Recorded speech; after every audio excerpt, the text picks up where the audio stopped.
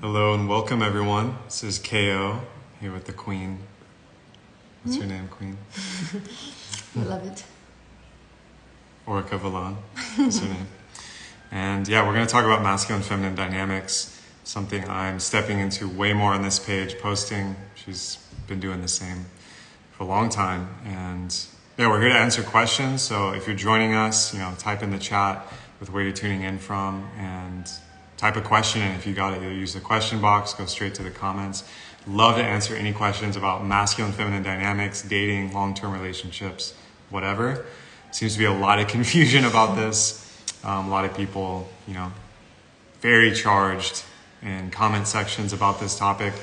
And really, it's very simple, but it's not always easy to practice. And I think a lot of folks, like today I posted a video about emasculation, which is a great place to start.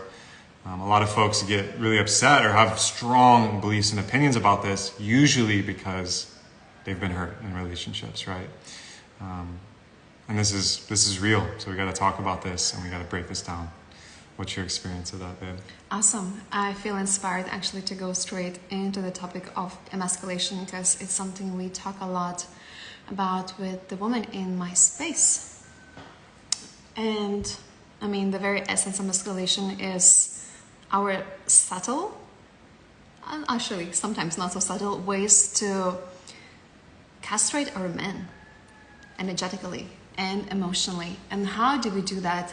The thing is that we often don't realize, and most of the time we will emasculate our partner when we feel insecure, afraid, shut down, and we will not know how to exert our power, how to communicate our needs. So we will vomit that insecurity, that pain out onto our partners, but in really subtle ways. And the worst is that these ways are so socially acceptable that we don't even notice them.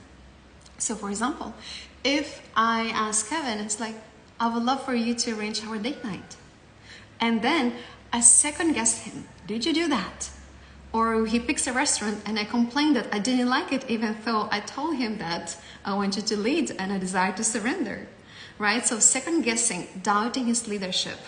These are some of the ways we emasculate our men. I have many more examples, but would you like to share some as well? Yeah, this is great. I mean, if you're in a relationship as a feminine and you want to be led and you want to surrender, you want your desires met, you have to give him room to fuck up. And when he fucks up, you can't punish him. And so this is the main difference that I've experienced, especially with you, is if he fucks up, quote unquote, doesn't get it right? It doesn't matter. You're not going to get the result you want as the feminine by shaming, blaming, or guilting him, usually making little shitty comments, right? It's this little backbiting. It's this subtle resentment that comes out through language. Like, oh, well, you always do that, or you're just like your father, or, well, I didn't like it, or it didn't work anyway, try again next time. This is not the way to communicate to a partner, because what it mainly does is it breaks down respect. So if you lose respect for the masculine, he's going to feel that. And that goes down to his core, which is the fear of failure, or his core of wanting to be a respected and powerful, virile male in your life, a leader, sexually, emotionally, financially, whatever. So as the feminine, if you want that, and you're emasculating him, even if it's unconsciously, you're creating the opposite result that you want. And I think a lot of women I've coached, a lot of women I've talked to, experience this, and they're like, well, he has to earn blah, blah, blah, or he needs to do that. It's like, yeah, that's right. He needs to be in integrity. He needs to hold that energy. But you're not going to create that by shaming him. And so I think this is a big missed opportunity with a lot of couples. And a lot of people, didn't learn this from their parents because maybe their mother was constantly emasculating their father. Yeah. And I just decided to give some more examples because it just runs so deep in our system. So for example, each time you criticize your partner indirectly, so you're not saying you're a fucking motherfucker or asshole, whatever, but as Kevin said, when you use the words always or never, usually, obviously they're not true, right? And they speak from the part of your subconscious that is kind of frozen in time, basically. It's confusing, babe, that you're pressing on the button. Oh, we got a question here. Okay, one second. I'll come back to this. this. Just keep talking. Okay. When using words always or never, these are usually the prompts for you to know that you're going back to your inner child that's probably insecure, has got some frozen needs, and you're kind of projecting them onto your partner. Another thing, one very important area for the masculine to define his identity is his purpose, his work. And each time you give him unsolicited advice about what he could be doing better, you kind of take his power away, saying you're not doing good enough, well enough, I know better than you, right? Or if he's not earning enough, in your opinion, and you remind him of that, he already knows that. It's gonna make things even worse, right? And maybe later we can speak about masculine and feminine communication, but very often when we emasculate our partners, we come at them with our controlling masculine. Speaking mind to mind, controlling his purpose, his power, and we make them smaller. And that's gonna take us nowhere. Yeah, and you know, people today on Facebook were asking, you know, well, what if he's out of integrity, or he's causing harm, or he's, you know, whatever, he's being an asshole. It's like, okay, great. If you want to call him into integrity, call him up. Because when has shaming or backbiting or emasculating someone, aka taking away their power, even subtly, ever helped them to become back into alignment or integrity? So you can still set boundaries, you can still communicate your needs and desires, but you're not gonna, and this goes for everything, not just masculine and feminine dynamics. It's like, you know, you see someone getting canceled or someone called out in public. It's like, yeah, we need to bring accountability and transparency. That's a good thing. But by calling them a motherfucker and shaming them, you think they're going to be inspired to do the right thing after that? This is one of those weird moments, and Buddha has a great quote about this around, you know, anger or resentment is like drinking poison and expecting the other person to die. It's like, it makes no sense logically. And obviously logic has nothing to do with it. When you're highly emotional or wounded, it's very irrational. And you just have to understand this game, right? And the relationship is a great way to practice this. And I think, yeah, if you want to be led by the masculine as the feminine, you want to build him up.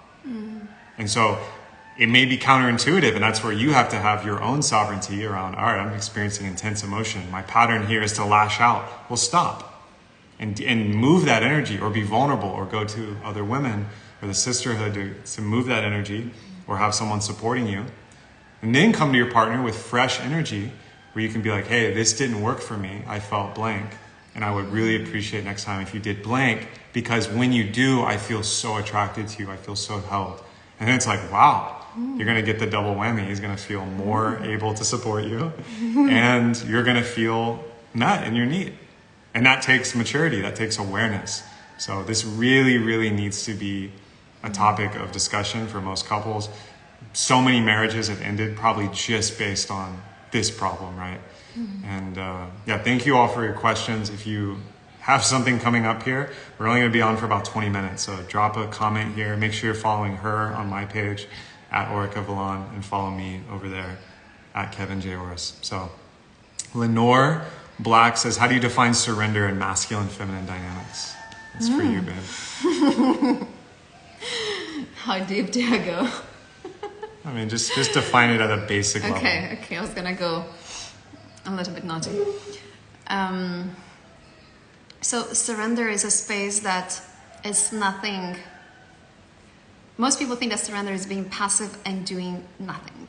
You just lay down and expect things just to rearrange themselves and some kind of magic to happen. It's not that.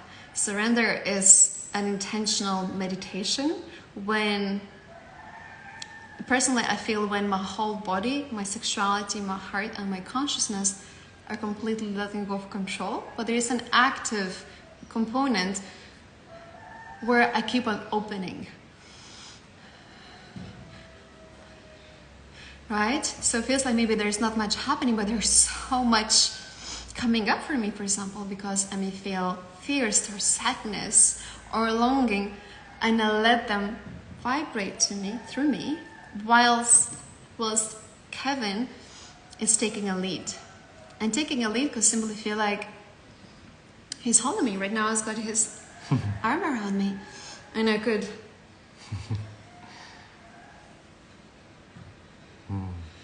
lean onto him completely. That's my surrender, right?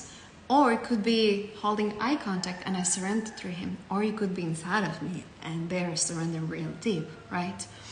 And for this to happen, it's not a given. I don't think we should be surrendering to any person. Not at all. I don't think we should open our hearts to any person. Again, that's a false promise, I think, of the New Age spirituality. It's actually, the feminine surrender is contextual. Meaning that how safe do I feel in this dynamic? Can I trust that he's going to hold me? He's going to lead me without disconnecting.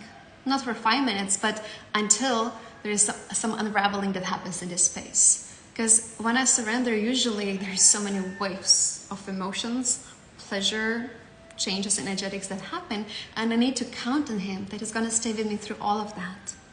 When I have that safety, then I don't care where he wants to take me. I'm in. Boom. Can't say it better myself. I mean, that's it.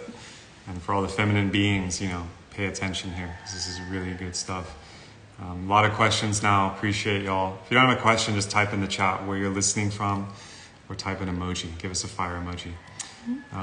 Meg Zeno says, what would be an example of how to call the masculine to their higher potential without the subconscious energetic castration? So kind of already answered that one. I mean, you're not absolutely right. Subconscious energetic castration. There's the name of, my next video right there. This is what you're doing is, as a feminine, you want big dick energy, right? You want your man to have phallic energy, which isn't just his cock. It's the energy of like, fuck yeah, I'm going to make this happen. I'm going to make the money. I'm going to go hunt. I'm going to set a boundary. Boom. You want that, right? I think you would agree that you want that. If you want that, don't destroy it. Don't undermine it by cutting him down. And so an example how to call him up is, again, share impact. That when you did this, it made me feel this, and maybe it wasn't good, didn't like it. Next time, so immediately just move to the solution. Don't just shit on him and shame him. The solution, next time I would like to feel this, and it would feel better when you do this, and then positive reinforcement. Because when you do that, it feels so good. I feel so surrendered and attracted to you, or I feel like I can devote my heart to you, Boom. That's what the masculine wants to hear. He wants to feel respected and appreciated for his actions, for his masculinity. That's it. It's the exact opposite. You're building him up instead of castrating him. And so this is huge. I have a feminine perspective on that as well. Yeah. So what Kevin shared is so good, babe. We do this all the time. And keep going. Just get another question out. Okay. Thank you for doing this.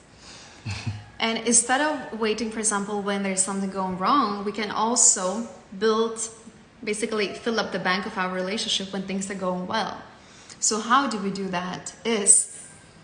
Again, these are the feminine energetics, which are the next level of self-responsibility, meaning that I cultivate the openness of my body, my sexuality, my emotions so fully that when I am in the presence of Kevin, for example, I can offer that to him as a gift, right? Meaning that I'm not trying to change him, manipulate him, I have no expectations, and I just offer him my devotion, my love, my playfulness, showing him how much desire him just for the sake of it. And that, maybe we can share the impact of this, that sets us up for success when there's a conflict. And there's something else I wanted to share about it. My usual tip for all feminine beings: when you come to your beloved, if you have the capacity, don't tell him about your to-do list, about your emails, the things you're doing, because then it's two bros having a chat. It's fun, but no one wants to fuck after her, to be honest. Right? I've done this mistake. And instead, do you want to do a little demo? I could come to him, he could ask me, hey babe, how was today? I said, I'm feeling so sad. Oh, babe. I can just amplify my sadness instead of pretending that I'm love and light, because I'm nothing but love and light. Or I could just come in and play with his body and say, hey, can you hug me for a bit? I want to move my hips against you, right? And I can tell you about my to-do list if you still want me to tell you about it, right? So these are the little playful ways how I keep inspiring his masculine to come forward, to lead me and be his power. And then it's a win-win. Nailed it. That's it. As the feminine, you got to be leading with your sensation, feelings in real time. The feminine's happening in real time. Masculine can be tracking future, strategic, all those things. So if you want to keep polarity, especially if you're, meeting your partner after work, this is a real top tip and skill for the feminine being. So really nail that one. One more thing, sorry, babe. Go. When it comes to the end of your workday, I call it a sacred shift, right? Because I work a lot, I love working, and there I have to be more in my goal-oriented masculine energy. And you just have to be very intentional when and how you transition. If you desire that, you don't have to, of course. So I have a guide called the Sacred Shift with about 20 options of what you could do to transition from your masculine to your feminine at the end of the workday. And that creates more energetic and emotional space for you to create intimacy and sexual polarity with your beloved or with yourself. Yeah. Okay. Amazing. So many good questions in here. We're going to try to get through some more after, we'll go for like 10 more minutes, y'all. So if you got something, dump it in the chat. And if you want what you just shared or you want to hear more about this, DM either one of us and we'll get you that. So Love Angel Coach says, I'd love to know why is the divine masculine energy so attractive to the feminine? What turns you on about a man being in his full power? Bit of a topic change. I mean, this is kind of basic primal polarity stuff, primordial stuff. Divine masculine is so attractive to the divine feminine because they are symbiotic. They are complementary to one another at the most core level on all planes of existence. So literally your physical body is a perfect complement.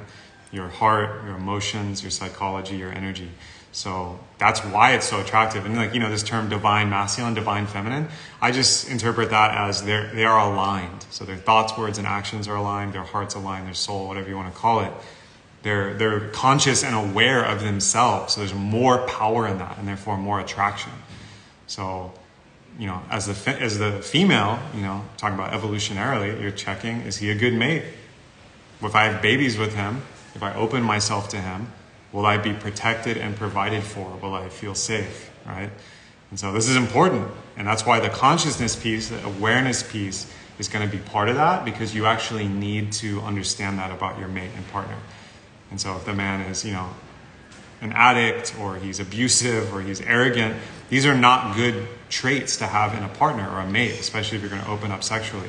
So there's a reason, females and feminine beings are craving divine energy or whatever, the aligned energy of a man who has self-knowledge. And so that's part of that trend, which obviously isn't just female beings. This is also for masculine beings also. By the way, are you noticing what's happening here? I'm fully in flow, relaxing and feeling, and he's tracking things. And this is also part of our polarity. I'm very much responsible for the aliveness of energy in the moment, and he's tracking. Therefore, I can relax. It's okay. It's huge. So many good ones here. Radical healing. Do I need to step more into the feminine in order to attract a man in this healthy masculine? I think the whole life is about this. Yes, absolutely. And I don't know your name. Why you're doing this work? Primarily, it's not to attract a man, but it's because it makes you feel more of yourself.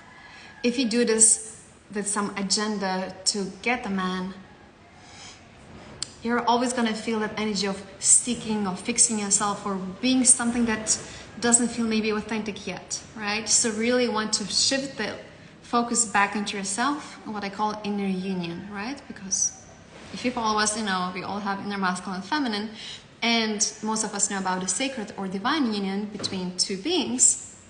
And we also have our sacred union between our inner masculine and inner feminine. So firstly, want to cultivate that. Come into your sovereignty, come into your embodied wholeness where you feel so safe to be in your body, where you can hold your tender heart, you can hold the longing for a beloved, you can be in your solitude, right?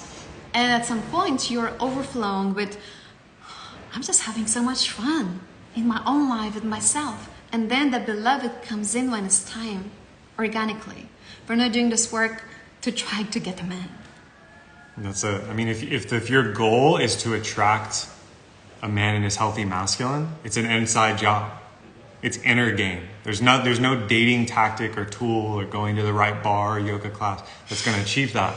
So, if you want to create that outcome, you're going to have to cultivate your feminine, which means you're going to have to address your own inner masculine and make sure that's healthy, right? So this is an inside job, and this is a big part of, the work we're doing with mentorship, with clients, and, working this stuff in, because it's so forgotten in our culture. No one's speaking about this. No one teaches you this at school, right? No one's even, this whole idea of masculine, feminine energy is not mainstream. Every day someone will comment, like there's some in here, where people either don't believe this exists or, say that something's wrong with it, right? It's an old, outdated model, and that's cool if you believe that. We'll do 2 more questions, one from each, and then I feel like this is a good stopping point. There's so much juiciness, and if you want more, remember, just shoot us a DM, go to our links in our bios, because there's tons of resources on this. Angie Surridge says, what if none of this comes naturally? So as a feminine being, this would feel forced. What do you suggest then? Yeah, I mean, ultimately, if it doesn't feel natural, then don't do it. And that's okay. If you're feeling,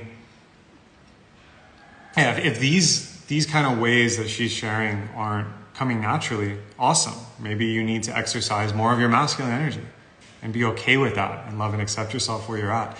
And you're going to have to find the blend that works for you. There's no one that's perfectly 50-50 yin and yang, right? It doesn't make any sense. I mean, maybe for a split second, but everyone has their mode of operation. And how you operate in your relationship is going to be different than how you operate at work. So you need to find that sweet spot.